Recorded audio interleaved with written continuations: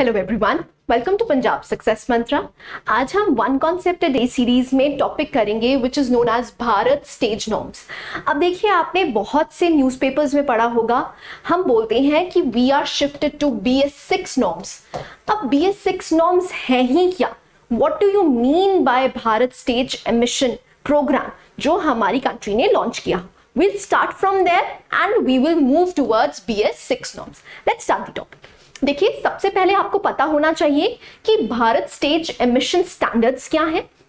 अगर हम इसको डिफाइन करें, they are the emission standards instituted by the government of India to regulate the output of air pollutants. अब आप देखिए, क्योंकि हमारी कंट्री में एयर पोल्यूशन बहुत ज्यादा है, अब देखिए जितनी ज्यादा पॉपुलेशन होगी उतने ही ज्यादा व्हीकल्स एग्जिस्ट करेंगे, और जितने ज्यादा व्हीकल्स एग्जिस्ट करेंगे तो वहां पर एयर पोल्यूशन होगा ही होगा। क्यों? क्योंकि हम क्या यूज कर रहे हैं? Petrol and diesel mainly.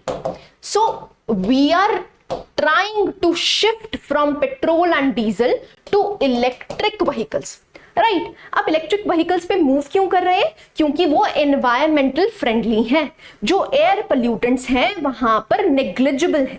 सो अब क्योंकि हम पेट्रोल एंड डीजल यूज कर रहे हैं तो उसकी वजह से जो एयर पोल्यूशन लेवल्स हैं वो काफी ज्यादा हो चुके हैं। अब इसी के लिए इंडियन गवर्नमेंट ने क्या बनाया था? Bharat stage emission standards. So कुछ स्टैंडर्ड्स डिफाइन किए गए थे जिससे कोशिश क्या करी गई थी कि हम अपनी कंट्री में एयर पोल्यूशन को कम कर पाएं। ठीक है जी। So this is the starting. अब देखते हैं ये स्टैंडर्ड्स किसने ले आउट करे थे।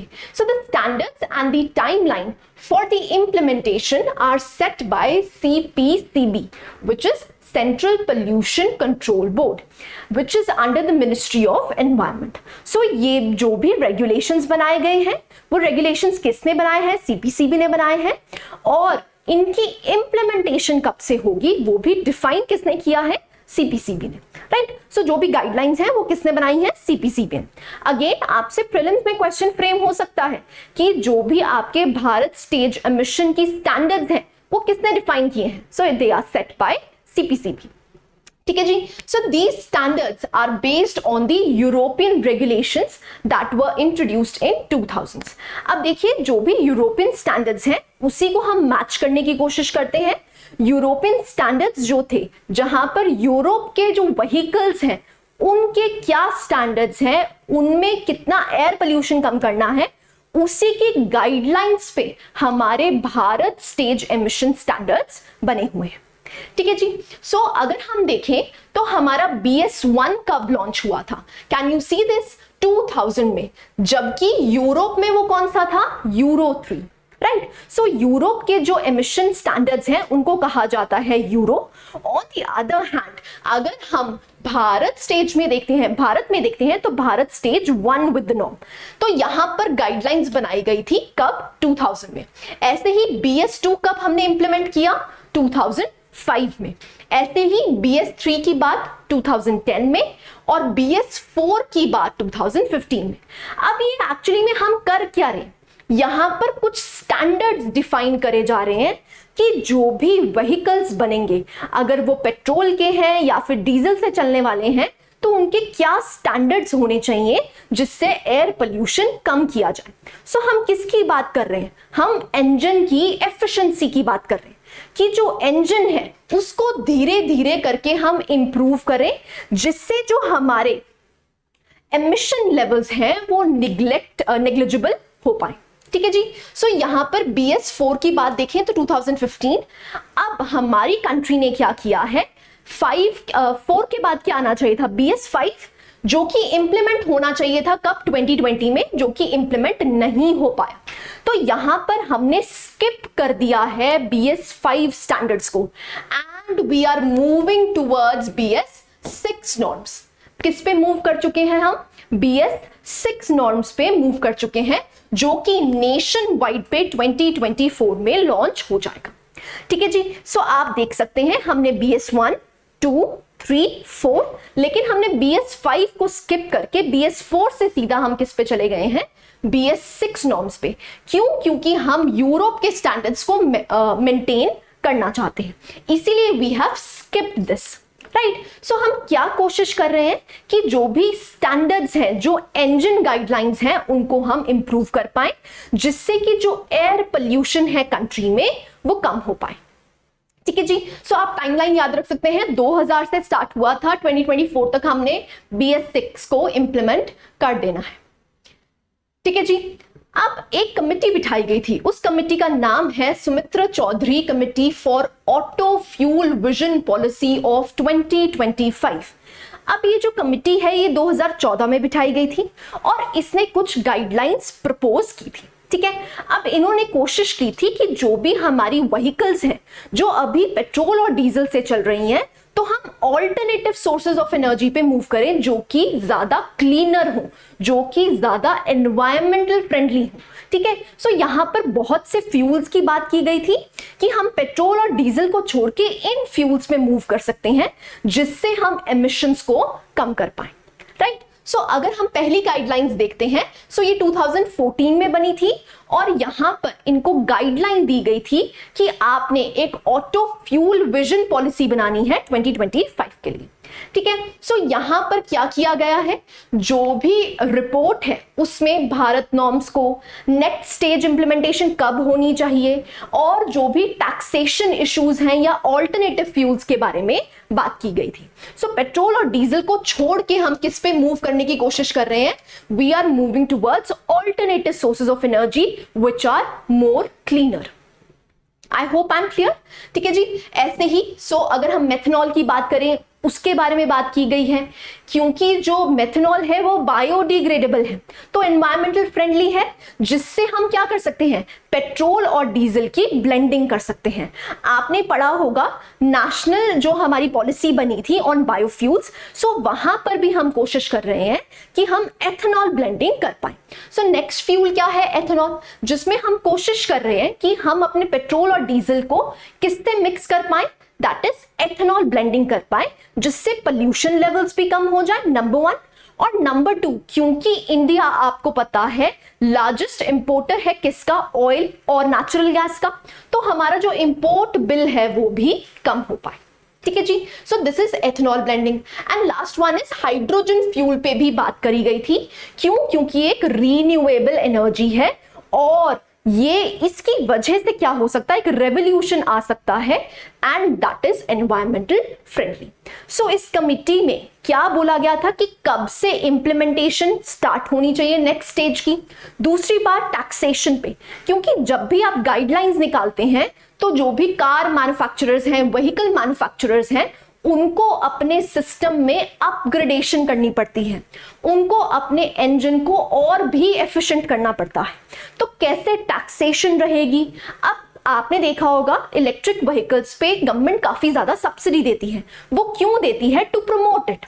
ठीक है। सो यहां पर टैक्सेशन स्ट्रक्चर क्या रहेगा, और ऑल्टरनेटिव फ्यूल्स पे बात की गई थी, जिसमें मेथनॉल, एथेनॉल और हाइड्रोजन फ्यूल के बारे में भी कहा गया था, क्योंकि हमें पता है जो पेट्रोल और डीजल है वो एक दिन खत्म हो जाएंगे। So we have to move to the alternative fuels. ठीक है जी। So this was Sumitra Chaudhary committee. Again आपसे प्रीलिम्स का क्वेश्चन भी बन सकता है कि जो सुमित्रा चौधरी कमेटी है वो किससे रिलेटेड है। So you should know it is related to fuels. ठीक है जी। नेक्स्ट आता है, अगर हम BS4 और BS6 में डिफरेंस देखते हैं, व्हाट इज द डिफरेंस। सो अगर हम डीजल व्हीकल्स की बात करते हैं तो सल्फर कंटेंट जो BS4 में था वो 50 था। On the other hand BS6 में आप देख सकते हैं जो सल्फर कंटेंट है वो कितना ज्यादा कम हो चुका है। ऐसे ही अगर हम पेट्रोल में देखते हैं जो कि BS4 में 30 था और यहां पर क्या हो चुका है, 10। ये सारे पार्ट्स पर मिलियन में है। ठीक है। सो आप देख सकते हैं यहां पर रिडक्शन कितनी ज्यादा हुई है, right. So we have moved from BS4 directly to BS6 norms. So यहां पर क्या है, जो भी कार के मैन्युफैक्चरर्स हैं उनको अपनी इंजन में कुछ ना कुछ चेंजेस करने पड़ते हैं, जिससे कि वो एफिशिएंसी इंक्रीज कर पाए और जो पोल्यूटेंट लेवल है उसको भी रिड्यूस कर पाए।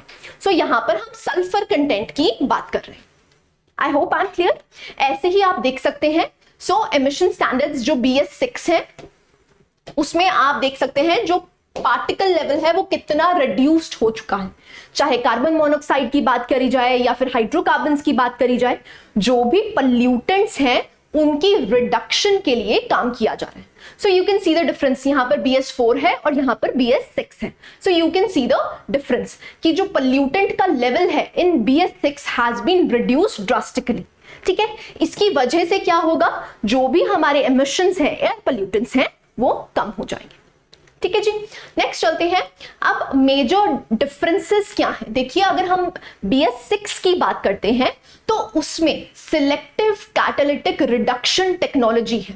अब उसमें होगा क्या, जो भी आपकी गाड़ी से नाइट्रोजन डाइऑक्साइड या फिर नाइट्रोजन ऑक्साइड्स निकलते थे उनकी रिडक्शन होगी। ऐसे ही अगर हम सल्फर कंटेंट की बात करते हैं तो हमने डायग्राम में देखा था कि उसकी रिडक्शन कितनी ज्यादा होगी। तो वहां पर क्या किया गया है, एक टेक्निक का यूज किया गया है जिसका नाम है सिलेक्टिव कैटालिटिक रिडक्शन। अब रिडक्शन किसकी हो रही है, नाइट्रोजन ऑक्साइड्स की और सल्फर ऑक्साइड्स की। This is what you need to remember. Again percentage याद करने की जरूरत नहीं है। नेक्स्ट आता है सल्फर कंटेंट जो है वो काफी कम होगा। ऐसे ही पर्टिकुलेट मैटर भी आप देखेंगे, it will be reduced by 80%। सो यहां पर पर्टिकुलेट मैटर भी काफी कम देखने को मिलेगा। पर्टिकुलेट मैटर आपने सुना होगा। सो अगर हम PM 2.5 और PM 10 की बात करते हैं, अब इसका मतलब क्या है, देखिए PM 2.5 का मतलब क्या है कि जो पार्टिकल साइज है, पार्टिकल साइज का जो डायामीटर है वो है 2.5 पिकोमीटर। क्या है, picometre. On the other hand अगर हम PM 10 की बात कर रहे हैं तो उसका रेडियस कितना है, 10 पिकोमीटर। ठीक है, सो ये जो पार्टिकल्स हैं ये क्या करते हैं, आपकी रेस्पिरेटरी ट्रैक में चले जाते हैं और जिसकी वजह से आपको रेस्पिरेटरी प्रॉब्लम्स हो सकती है। सो यहां पर पर्टिकुलेट मैटर की रिडक्शन 80% हो जाएगी। ठीक है जी, BS6 नॉर्म्स में। ऐसे ही मैंडेटरी ऑन बोर्ड डायग्नोस्टिक्स। सो आप देखेंगे आपको अपनी कार का, अपनी व्हीकल का पोल्यूशन करवाना पड़ता है। सो वो एक्चुअली में क्या है, आपके स्टैंडर्ड्स को मीट करने के लिए होता है कि क्या आपकी गाड़ी ठीक चल रही है, ज्यादा पोल्यूशन तो नहीं फैला रही। सो इसीलिए आपको मैंडेटरी पोल्यूशन का जो सर्टिफिकेट है वो रखना पड़ता है। ठीक है, and you have to revive it, बार बार आपको उसको रिन्यू करना पड़ता है, right. So real driving emission will be introduced for the first time that will measure the emissions in the real world conditions and not just under test conditions. So यहां पर पहली बार रियल ड्राइविंग एमिशन को भी check किया जाएगा। मतलब जो आप रियल वर्ल्ड में जब आप ड्राइव कर रहे हैं तो आपकी गाड़ी कैसी परफॉर्म कर रही है, क्या वो पर्टिकुलेट मैटर फेंक रही है कि नहीं कर रही, क्या उसका जो एमिशंस हैं वो रिड्यूस हुई भी हैं कि नहीं हुई। तो यहां पर रियल ड्राइविंग एमिशंस को चेक किया जाएगा, ना कि सिर्फ under the test conditions. So this is new in BS6 norms. So this is what you need to remember under the BS6 norms. ठीक है जी। सो अब चैलेंजेस क्या हैं, देखिए सबसे पहले ह्यूज कॉस्ट फॉर ऑटोमेकर्स। जो भी व्हीकल मैन्युफैक्चरर्स हैं, मैंने आपको बताया जब भी न्यू एमिशन स्टैंडर्ड्स आते हैं उसके बाद जो भी व्हीकल्स हैं उसमें कुछ चेंजेस करने पड़ते हैं। अब चाहे फ्यूल टैंक में करना पड़े चाहे इंजन में करना पड़े, उसकी वजह से क्या होता है, जो ऑटोमेकर्स होते हैं, जो मैन्युफैक्चरर्स हैं, उनके ऊपर काफी बर्डन आ जाता है। ठीक है, ऐसे ही अगर हम देखें टाइम फ्रेम, अब देखिए कोई भी अगर चेंजेस लाने होते हैं ऑटोमेकर्स को तो एटलीस्ट उनको 4 साल चाहिए टू इम्प्लीमेंट इट। बट आप देखेंगे हम BS4 से सीधा स्किप कर गए, कहाँ, टू BS4 से हम BS6 में शिफ्ट कर गए। तो इसका मतलब क्या है, जो कंपनीज हैं उनके पास सफिशिएंट टाइम ही नहीं रहा जहां पर वो अपनी इंजन को प्रॉपरली अपग्रेड कर पाए। ठीक है, सो टाइम फ्रेम जो है वो काफी ज्यादा कम है क्योंकि हमने सीधा स्किप किया है BS4 से BS6। Again impact on buyers तो होगा ही, क्योंकि जो बर्डन है ऑटोमेकर्स का, जो बर्डन है वो किस पे शिफ्ट कर देंगे, that is on the buyers. So इसकी वजह से जो गाड़ियों के रेट हैं, जो भी आपके व्हीकल्स के रेट हैं, वो काफी ज्यादा बढ़ जाएंगे, राइट। सो इसीलिए these are some of the challenges in implementing BS6 norms. ठीक है जी। Now what is the way forward? So अगर हमें ट्रांजिशन करनी है प्रॉपरली टू BS6, सो हमें क्या करना चाहिए, एक मिशन मोड अप्रोच लेनी चाहिए जहां पर हम सब स्टेक होल्डर्स के साथ बैठ के इंप्लीमेंट करें, राइट। अब क्योंकि टाइम फ्रेम कम है तो हम क्या कर सकते हैं, टाइम फ्रेम को थोड़ा लंबा कर सकते हैं जिससे जो ऑटो मेकर्स हैं उनको भी बेनिफिट पहुंचे, राइट। सो जितने भी स्टेक होल्डर्स हैं उनको साथ लेके चल सकते हैं। Government should incentivise the automobile manufacturers. अब अगर इंप्लीमेंटेशन करनी है तो वो बर्डन क्या करना पड़ेगा, गवर्नमेंट को शेयर करना पड़ेगा। तो गवर्नमेंट क्या कर सकती है, इंसेंटिवाइज कर सकती है किनको, ऑटोमोबाइल मैन्युफैक्चरर्स को, जिनसे क्या हो सके, प्रॉपर इंप्लीमेंटेशन हो सके, right? So this was the holistic coverage of your Bharat stage norms. I hope you like the lecture. Thank you very much.